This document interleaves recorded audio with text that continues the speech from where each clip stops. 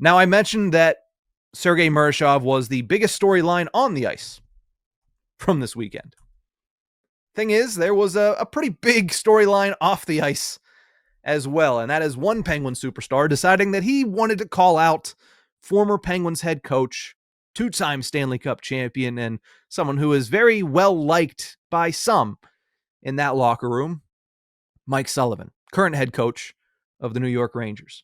Now, the Penguins, outside of the 4 losses in 5 games that we just talked about for 16 minutes, have enjoyed a fresh start under new head coach Dan Muse. They're 9-5-3 on the season, third place in the Metro Division, and I think we can all agree that the energy in general feels different in a good way. Erik Karlsson himself has felt it, and when he was speaking with Josh Yohe of The Athletic at Prudential Center following the game on Saturday, he had a quote that was pretty illuminating, and I urge you to read the entire article over at The Athletic. We will link it in the description below because it's, again, a good piece from Josh, just kind of illustrating how this team feels despite the fact that they've lost a couple games, despite the fact that they had just fallen to a Metropolitan Division rival at the moment of those quotes. But Erik Karlsson said one thing that's made its rounds on social media and pretty illuminating if you think about it. Saying, quote, "We have good individual players, and now we're starting to feel good as a team. The roles are starting to slot in, and you know what's expected of you." Now, here's the part that everybody has ran with. You do the things you're good at, and not the things that someone tells you to do that you can't do. That one felt a little directed, Erik. I think we see where you're going with that. I think we're picking up what you're putting down. Erik Karlsson and Mike Sullivan, it's well known, they weren't best friends.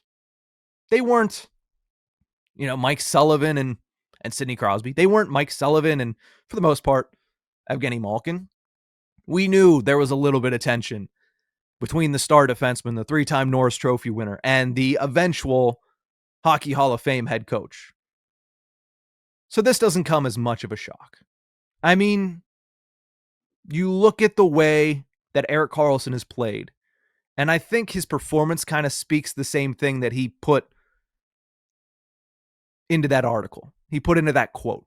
His performance says the exact same thing. He didn't have to say anything. It was kind of unspoken that Erik Karlsson looks more like a guy who won the Norris Trophy in 2023. He's playing with more freedom. He's getting better results, not just in the offensive zone, but he's getting better results in the defensive zone as well. I mean, look no further than the overtime against New Jersey on Saturday. How many great plays was he able to make to snuff out the New Jersey Devils attack? Now, he's never going to be perfect in the defensive zone. He is going to make mistakes. He is going to have mental lapses. He did get walked on Sunday by Kevin Fiala. That's going to happen because it's Erik Karlsson. He is not a shutdown defenseman. He has never been confused with Nick Lidstrom. Let's just put it that way. But he's playing at a much higher level. He's playing at the highest level that we have seen since he came over a couple years ago. And a lot of that can be attributed to the fresh start when it comes to the guys behind the bench. I think you have to give some credit where credit is due. Parker Wotherspoon has helped allow him be that type of player because Wotherspoon has had a really good start to the season. But I think a lot of it is he is playing his game. And while, yes, we all know Karlsson and Sully weren't the best of friends, and yes, while the Penguins are off to a surprisingly hot start and the New York Rangers are, well, they're sitting in it a little bit right now. It might be fun to pile on, but I find it interesting that he felt the need to say something because I think we all saw it. We all have seen it over the past month and a half, the past 6 weeks. This is a different Erik Karlsson.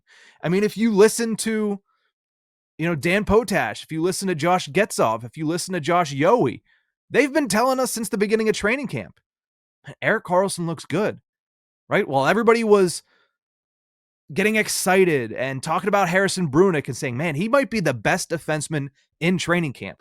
It always came with a caveat, but Erik Karlsson's right there. Like, Erik Karlsson is also having a really good training camp. He's been very good since the second that camp opened back in September. He's carried that over into the season. He's had a really good start. And now he's peacocking a little bit here. He's making sure that if we didn't see it, which I think we all did, but if we haven't seen it, then yeah, this is a different version of him. And there is one big factor that changed between last year and this year. So it is interesting. And I'm not going to say that it's the one thing that was holding the Penguins back, because I think there were multiple things that held the Penguins back. And it's the reason that they've missed the playoffs the last 3 seasons. I'm not putting it all on Mike Sullivan, but that effect seemingly is being felt throughout the lineup and not just with Erik Karlsson. I think most drastically it's been felt with Erik Karlsson. But look at the way Ryan Graves has played since coming back from Wilkes-Barre. He's had 3, albeit only 3, but 3 very solid performances on the third D pair. Look at Evgeny Malkin, right? That's somebody that for years we have heard that Mike Sullivan is trying to get him to play a little bit of a smarter brand of hockey, that he didn't want to take away what made him special, but he did want him to play in system a little bit better.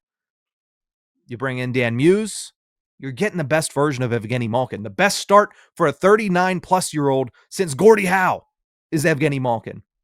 You look at a guy like Ryan Shea, who showed glimpses of being able to play up in the lineup the last couple of seasons, but he's really been stout alongside Chris Letang, which is a hard thing to do at times. And Chris, this weekend was one of those times. But Ryan Shea is flourishing under Dan Muse. So it's not just Erik Karlsson, and it's not that it's something that we all scratched our head and said, "Man, I wonder what's changed." We all kind of see the writing on the wall. We all kind of understand what's changed. But Erik Karlsson, man, it's the one thing about him, and it's the one thing we all kind of love about him. He will speak his mind, and he did so to Josh Yohe of The Athletic. Like I mentioned, go and check out Josh's full article. There's quotes in there about Sidney Crosby, or from Sidney Crosby, about how it's different this year, how there's belief in this team. And it's a really, really stellar piece of journalism from Josh Yohe. So again, click the link in the comments, read that, in the description, and give that a read.